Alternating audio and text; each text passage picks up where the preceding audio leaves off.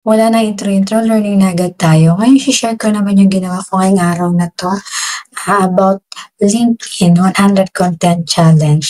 So dito ipapakita ko sa inyo kung papaano ko siya ginawa. Hindi ko 'to perfect pa kasi ngayong araw ko lang siya ginawa.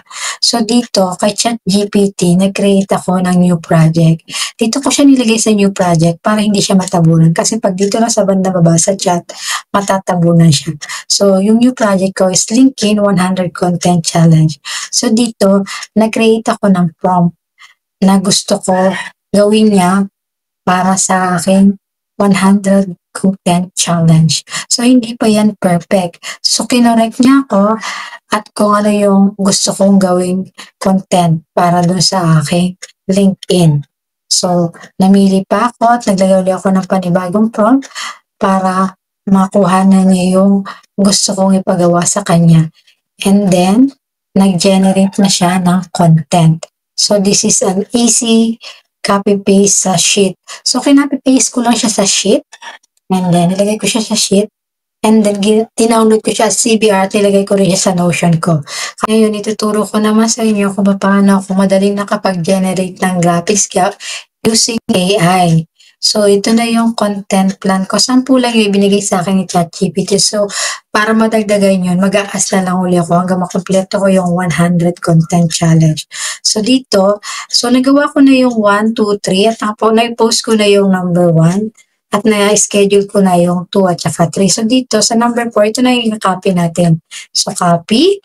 Punta tayo sa ChatGPT ulit. Gumawa uli ako ng panibagong folder para sa LinkedIn prompt. Itong LinkedIn prompt ito, inutusan ko siya na pamamagitan ng aking content is mag-generate siya ng prompt para sa Leonardo.ai para sa graphics na gusto ko at kailangan ko. So, ipinaste ko lang yung content sa kanya and then enter.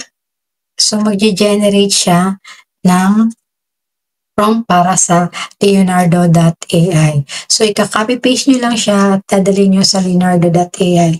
So, itong Leonardo.ai ko is 2. So, nakagamit ko na isa. So, punta tayo sa isa ko pang account. Libre lang yung ginagamit ko. 4 na beses nyo lang siyang magagamit. So, punta lang tayo dito sa image. So, copy lang natin sa box ng Leonardo.ai itong pinigay sa atin ni ChatGPT. So, copy. Punta kay Leonardo.ai. And then, paste. Tapos, generate. So, mag-generate siya ng 4 kasi 4 yung hinihingi ko dito. So, mamimili kayo ng gusto nyo. May mga clauses pa din to, kaya edit nyo sa Canva. Lalo na doon sa mga words is may mga clause pa rin siya. So, pipili ka lang yan kung alin yung bet mo. So, wala akong nagustuhan. Generate ulit tayo. 4 na beses lang to pwede mag-generate kasi free lang siya. Mas bet ko to. Inaayos ko pa rin yung kanyang mga wordings. So, download natin ito. So, sa ganyang paraan, madali kayong makakapagawa ng graphics para sa content ninyo. So, ito na yung graphics na napili natin, pero may mga mali pa rin siyang spelling. So, ang ginagawa ko dyan is pumunta ako kay ChatGPT para i-correct yung mga mali dyan sa picture. Ina-upload ko siya dito lang sa plus sign, add photo or files, and then binibigyan ko siya ng prompt bago ko siya i-enter. So, babasahin niya yan at titingnan niya kung mali. Then, bibigyan kanya ng mga words na pwede mong ipalit. So, ang gagawin naman natin is i-edit natin siya sa Canva. So, ito is mahabang proseso. Ay, nakapag-download na tayo ng graphics at may flash yung graphic na ginawa natin. Ayusin natin siya sa Canva. So, ito na yung mga graphics na nagawa ko galing sa Leonardo.ai. So, inayos ko yung kanilang mga nakasulat. So, para maayos yung nakasulat, ang ginagawa ko is punta tayo kay ChatGPT and then i-upload natin yung image na may mga maling sulat at bigay tayo ng prompt na itama niya yung mga nakasulat. And then, magbibigay siya ng mga words na pwede mong ipalit. So, punta tayo kay Canva, upload natin yung graphics na binigay ni Leonardo.ai and then open. So, ayan na siya. Mag-create lang tayo ng another. And then, ito, upload natin. Ang ginagawa ko sa kanya ay replace background. So, ginagawa ko siyang background. Tapos, gagalawin ko lang siya. So, itong proseso na ito ay magiging matrabaho. So, ipa-fast forward na lang natin muna.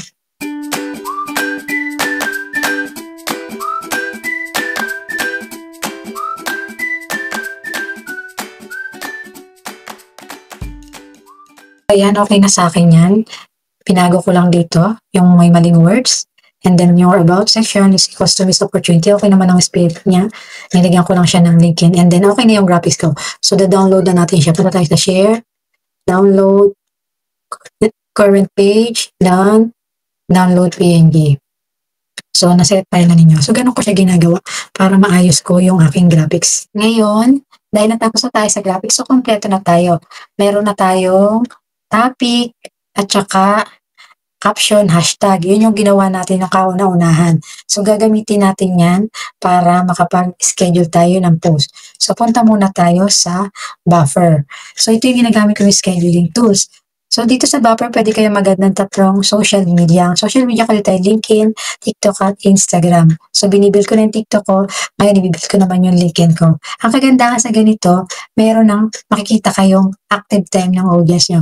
Katulad dito sa TikTok ko. So, may mga active time na binibigay siya para yun yung time na mag-schedule siya. So, punta tayo sa LinkedIn ko. So, ayan, makikita nyo yung active time. So, mayroon ako ng 2021. So, punta tayo sa 22. So, add post tayo. So, ika-copy paste lang natin dito yung ilalagay natin sa content dahil meron naman na tayo. So, punta tayo doon sa ating content plan. So, punta tayo sa title. Ngayon, itong title na to, para mas maging maganda siya, may ginagamit akong website para mas maging bold siya. So, punta tayo sa Lingo. Lingo dyan. Ipipaste lang natin siya para mas maganda yung font niya. Paste. So, magbibigay siya ng iba't ibang style. So, may regular akong ginagamit na font dito. So, ito. Gusto ko to. Nagaganda na ako sa kanya para kapag pinost natin siya, para siyang naka-highlight. So, balik tayo sa buffer. Paste. And then yan.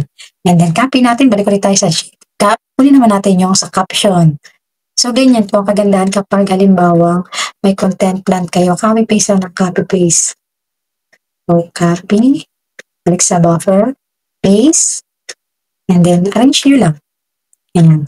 So, balik ulit tayo sa content plan natin. Yung hashtag naman. Copy natin yung hashtag. Copy. Balik ulit sa buffer. And then paste. So, arrange nyo lang. And then, upload yung image na dinownload natin. Ayan na yung graphics na in-edit natin. Open. And wait lang nating ma-upload. And tapos na dito sa side na to, makikita nyo. So, pwede nyo i-check. So, okay na yan. So, schedule natin. Pwede rin natin baguhin dito yung ating schedule. So, pwede tayong ilagay natin sa ibang oras. Na-recommended niya na active yung ating audience. So, schedule na natin to ng post. Pag may schedule na ng post yan, automatic po yan after dito. And then, tayo na lang natin siyang ma-post sa araw na ilagay nyo. So, ganyan ko po siya i-schedule sa aking buffer. Madali lang to kapag nakasanayan nyo na. Pwede nyo ulit-ulitin para masanay kayo. So, sa ganitong paraan, magiging consistent yung posting ninyo sa inyong mga social media using scheduling tools. Sana sa ganitong paraan nakatulong ito at may nakuha kayong bagong idea para sa inyong mga content. Kung piling nyo nakatulong ito, kindly follow, like, comment, and share para makatulong din sa iba. Salamat!